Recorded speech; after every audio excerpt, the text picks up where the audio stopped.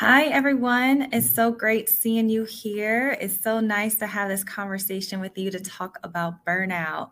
I'm sure you all have had an inspirational day with the awesome Fairy God Boss Summit. There's a lot of inspiration around here. It's so many great people and so many wonderful speakers that are coming today to really just share knowledge and create a space for us all to continue to learn. I'm so excited. My name is Kristy Singletary. I'm the Learning Development Strategy Lead for Enabling Functions at Pfizer. And I'm excited to talk to you all about something that I'm very passionate about, which is well-being and talking about the burnout battle. I know this is something that we all have experienced. A couple of years ago, the whole world took a turn and we were in a completely different place than we had ever imagined ourselves to be. And it was constant reiteration of how we were going to survive and make it out of this way. So I'm excited to talk to you today about a few tools and techniques to overcome exhaustion, especially in these times of needs when we're finding ourselves being overwhelmed with the amount of work that we have. Without any further ado, I'm going to go ahead and get started. So I do want to make sure you all know who is in front of you today. I talk a little bit about learning development and some of the tools and things, but I really want to focus that I'm just a person who was born in upstate New York. I grew up in Indiana and Michigan. Basketball is my first love. I played it all the way throughout college. Still to this day, I have my hoop dreams, aspirations. Loving basketball was my favorite movie growing up. I mean, I was through and through a basketball player, and I love it to this day. So as I'm still developing in the awesome March Madness of last month, I love my friends and family. So my friends are like my chosen family. I love spending time with them, love traveling, as well as I have a huge passion for health and wellness, as I believe that our bodies hold ourselves so central to a lot of the key ways that we are able to be effective and optimal in this world. And lastly, I always like to say what I'm kind of a composition of. I always say, what's the recipe in me? So I like to say I am 1 cup of authenticity. I'm going to always keep it real, keep it very formal, keep it informal, keep it very honest and upfront. And also, I really embody empathy. I love seeing people from other worlds, understanding their experiences and their stories. So that really is where you dabble in a little bit of that curiosity. And as always, sometimes you have a little bit of audacity to push forward for things that you like. So I like to say I'm about 2 pinches of that. So why am I here today? Why is there a way of having a conversation about this? Because I'm sure that we all are experiencing some bit and you're looking for an answer from an expert. One of the things is that I could say that I have extreme expertise in this field, and expertise in the meaning that I have gone through and experienced in all of this at varying moments throughout my career, whether it was prior to the pandemic when I was balancing multiple different jobs, also during the pandemic when we were all in such a world of uncertainty, not really knowing where we're going to go, the job workload, we're all at home. It was a lot of different aspects of the world that was completely erupting. Social unrest, the murder of George Floyd. I mean, it was a crazy year in 2020. And, we had to figure out how to survive each day, and it got exhausting. And there was points in my life where, I had to kind of come and take a step, like, what am I going to do to get myself up? To the point of where I found myself physically being affected. I will wake up in the morning with heart palpitations. I'll wake up in the morning not knowing how to get my thoughts straight, not knowing how to have a proper conversation. There were so many things that continue to evolve in my world as I was trying to battle every single day. So of course, like a lot of us, you have these constant resources of how to battle it. These are some tips and tricks. So I was finding myself getting a lot of information from multiple different areas, but I struggled to actually bring it into implementation. So I would receive this great advice from all different sources, but I found myself not really knowing what to do and really identifying what was working for me. Individuals talk about finding boundaries, and I'll find myself putting up boundaries, but I didn't really know how to enforce them. I also found folks talking about we need to meditate, but I'm one of a very pretty able body and constantly moving and hard to sit still. So that was very hard for me. And I found that some of these techniques that I was often hearing that we subscribed to that was the right way to do, I could not necessarily find a way that was a solution. So I found myself in constant experimentation and realizing that that is okay. It is okay to know that you have to find what is it that works for you to ensure that you get back to you being at your optimal self. How do you always ensure that you are putting yourself first? And in the midst of all the trying and experimentation and not really knowing where to go, this helped me identify a pathway and really help identify tools and techniques that will help guide my way. Now, I can also reassure you all that this is not something that is live and die by one thing and is hard set in stone. This is something that's a constant iteration of how you can continue to evolve and how your needs constantly change. So one of the things, if you can find yourself a way that can help you succeed, then you can find any other ways that can help you at that given moment in time. So that I just want to make sure that, as I speak to you all, it's coming from a place of being experiencing some of the things that you are all experiencing as well. So I wanted to make sure that we've all level set in that aspect. So one of the things, and like I mentioned before, is that you are not alone. I've experienced it. I'm pretty sure multiple people who are on this call today. And if we look at statistics, we look at 76% of employees feel burnout at least sometimes. 76%. That is more than 3/4 of an organization feels burnout. Now, when we look at this, even deep dive into it, we have 7% that says always, 21% very often. That is a huge number. And when we recognize that this is a growing phenomenon, this is something that is continuously happening within organizations. And the interesting part about this study that was shown here by Gallup is that this was taken in 2019. This number has only continuously grown after the pandemic. And then it's constantly looking at what is really causing this? What is causing this burnout as we're looking at different organizations and why this is something that is a phenomenon. Now, I'm going to show a next slide that is a quote that is something that was actually retrieved from the World Health Organization. We have identified that there's 2 people that are at greater risk from burning out than anyone else. That is women and workers under 30. So when we look at statistics and looking at the organization, nearly half of 40% of 18 to 29-year-olds said that they feel drained compared with 40% of their peers aged 30 and up, while women experience 46% higher levels of burnout than men. That is a large number. And looking at both sides, that is still an astounding amount of individuals who are feeling it and experiencing it. And when we start looking deep dive into a certain demographic, there are others who are experiencing it more than the other few population. So what do we do about this? What is something that we can turn to? And what are organizations looking at to really ensure that the well-being of their company? And as we're looking at it, the workforce has changed. The workload has changed. The requirements of the organizations changed. We're going through also an economic crisis where funding may be taken out. So we're looking at different avenues and different factors that are aiding to this worldwide experience that nearly most of the organization is experiencing at the moment. So as we are looking at this and as we're deep diving, it's important for us to understand that we're all in the same storm, that we are all experiencing something at this time. So I want to also make sure that we do understand what burnout is. So burnout is an occupational phenomenon. This is something that people experience when they are feeling drained.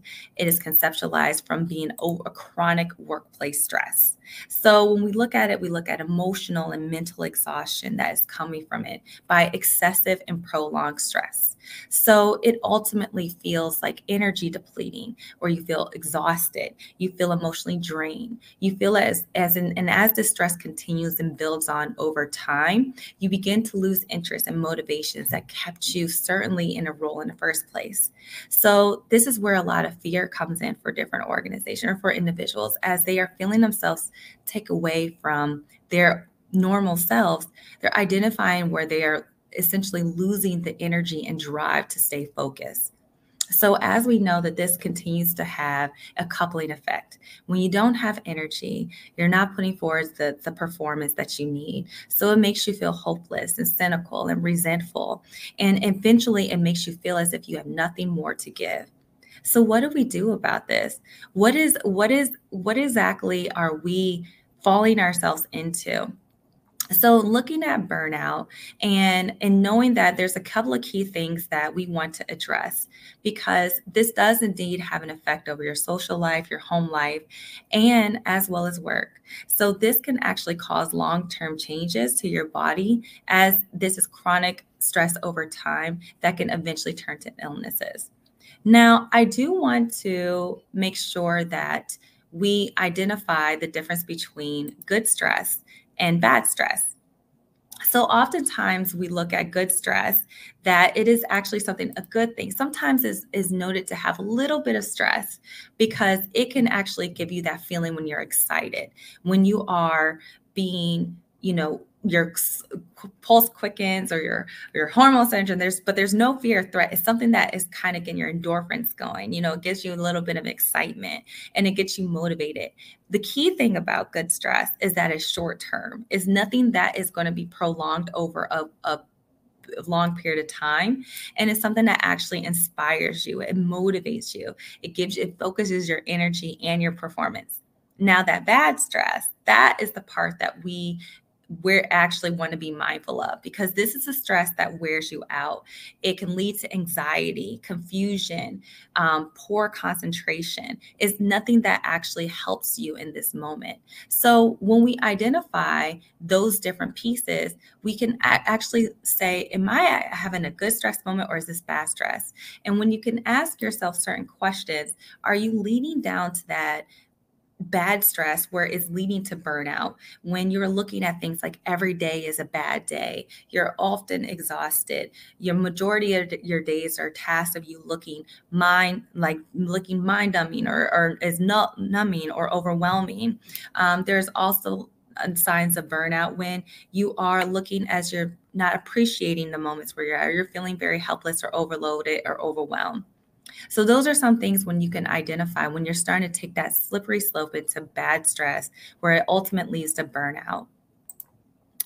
But, we want to certainly shift the conversation to, what can we do to get back to yourself? You are your greatest advocate. And especially being in a workplace, we have to understand that you are the one, your name goes before your title. You must always take care of yourself first before you are able to even take care of anything else.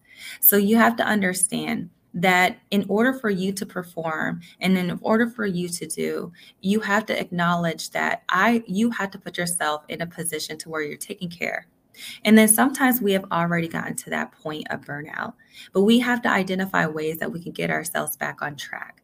And so for the next couple of slides, we're going to actually talk about a few tools to help get you back to yourself and help you identify what are some ways that you can actually help feel yourself and get your back on track and have those healthy habits. So the first thing is bringing awareness to your breath. When you have the opportunity to really take note of how you are feeling, what is going on with your breath. So we see that science has told us that the most relieving component of deep breathing lies in the exhale. So when you have a moment to take a breath and paying attention, because stress shortens the way that we breathe and it causes anxiety. But when we have a moment to take a step and actually exhale, and breathing in, you have an opportunity to really bring awareness to the moment. So one of the things that Thrive, one of the great things that Pfizer has done, is we partnered with Thrive Global, and they have provided us different techniques and tools to help you really identify what are those moments that you need to really be aware of. So when we think about taking a deep breath, you want to think of moments that actually bring you calm. So when I was thinking of when I experienced my burnout and I went through a lot of different phases, this was something that really helped me. It helped me identify and think of moments that brought me joy, moments that brought me present in the moment and actually helped me get through those moments that felt a little bit tiresome, helped me get through those moments where I felt as if that moment will have me spiraling in multiple directions. So when you have this is an opportunity also to bring awareness to how you are having those visceral reactions to those stressful elements within your surroundings. So as you are seeing yourself getting caught in a negative thought pattern, take a moment and count in, and you can do box breathing where you are count to 4, inhale, hold it for 4 seconds, hold your breath for 4 seconds, and then exhale as well. Observe yourself as you're opening up your email in the morning. Take a moment of how you are responding to that. Is this something that is bringing you stress, and what can you do about it? Also, setting aside 1 minute or so after a stressful meeting. Sometimes it is okay to just get up from your seat to walk away from that moment in time to help you recatch and regain your strength. So sometimes taking the beauty in the pause is what can help us bring a little bit more awareness from us being out of that fight or flight zone. Because when we're constantly reacting to what's going on around us, sometimes that has a tendency to help us not really recognize the bigger picture. So taking that moment to take a step back and being cognizant of what is going on in front. So I love this because this helps reaffirm who you are, your daily purpose. What is it that you want to bring you light? What brings you joy? So I would say the next step is to declare your daily affirmation. I am is the most powerful thing that you can say, anything that follows, because I am is in a state of being. It's not an I will, it's not a proclamation of a possibility. It is actually staying firm to who you are. So it is a simple declarative statement that helps you focus on the positive and affirm what you know that is true. So you know that you are strong. You know that you have the capability to accomplish anything.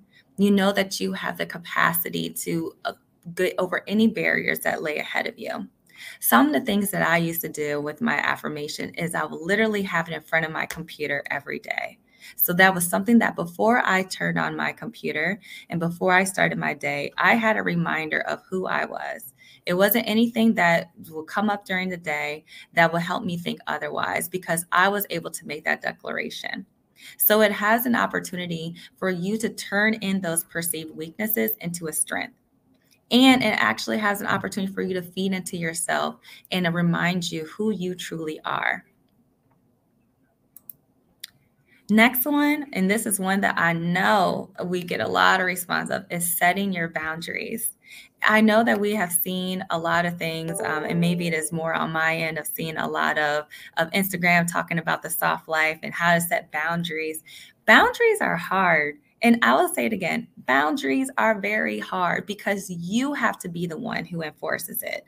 Boundaries are not something that we are blocking others out, but it's simply an invitation to tell others how to treat us. So while boundaries are often seen as I'm keeping people out, but really is an invitation for how you want to be treated. So it helps us safeguard our energy, helps us allow to be sure we're bringing our full self, and as well as how we can really stay connected to our true purpose. So really, when I think about the boundaries, we have to ask ourselves, why are they so hard? And I know that of someone who has had a history from a long time of wanting to be people please and to make sure that I have an identity and make sure I'm showcasing my worth. A lot of times when I was showcasing my worth externally, and wanting to convince others, that I wasn't doing the true work to really convince myself and remind myself that I'm the one who's capable. You are the one who brings the value to the organization. Again, like I mentioned, your name goes before your title at any time. So you are truly valuable and a resource to any place that you step your foot in. So you have to remind yourself that you are you are a vessel and you are an opportunity. This is an opportunity for you. So when you are able to really establish those clear boundaries of how people need to interact with you, it helps provide a little bit more clarity. So really the first thing when talking about boundaries is understanding your work, understanding that you have an awareness and appreciation for your achievements and what you can offer. And sometimes it's hard to forget that. So I really recommend writing down when you have accomplished something, writing that down somewhere so you can safeguard it, so you always can have that reminder to turn to. So it is an opportunity for us to really being able to really understand what our worth is and how you are always going to be a way to effectively give it. Being clear and concise. So this is when it gets when you must feel assertive and when you are stating that. So sometimes when we want to say we're setting a boundary, sometimes we have the propensity to let apologies creep in, but really like, sorry to bother you, but I just wanted this, or I would like to make sure. But when you are very clear and just clearly state what's in, it brings a level of honesty and we're not leaving any uncertainty behind our intention and our meaning. So also making sure to manage and negotiate expectations, learning to say no. One of the biggest things and one of the books I love to read is The Year of Yes by Miss Shonda Rhimes. And the opportunity of when you are able to say no to things that don't really align with you, it opens up another area for you to say yes that fills your cup and gives you energy. And lastly, this is something that is so important.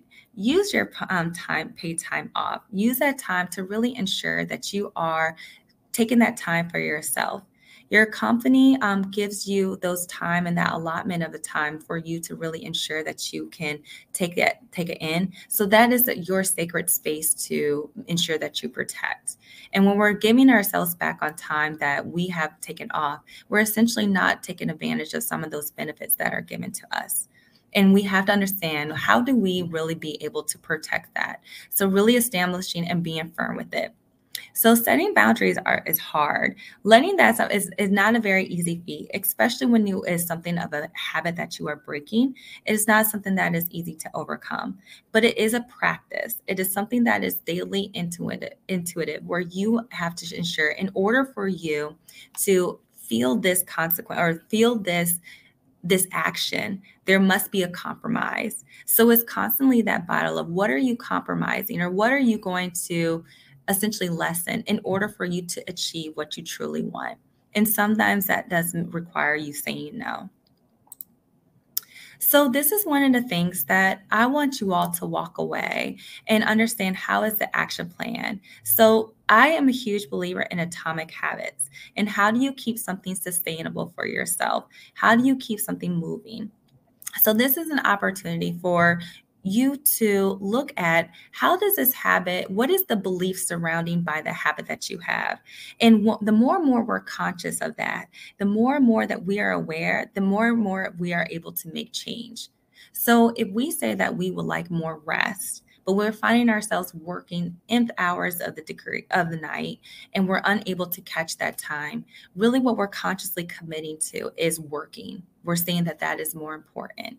So, but when we actually bring it and look at it with self-compassion and grace, and knowing that we are literally doing the best that we can in that moment, we can identify, why are we triggering ourselves to act in this way? So what is that? What can be a daily action that you can take to flip it? And in order for habits to stick, and in order for this thing to actually come into fruition and for it to wanting practice more, you have to identify what makes it satisfying and worth repeating. So really understanding, what is it that is going to take it into a point of where you want to continue making this action every day.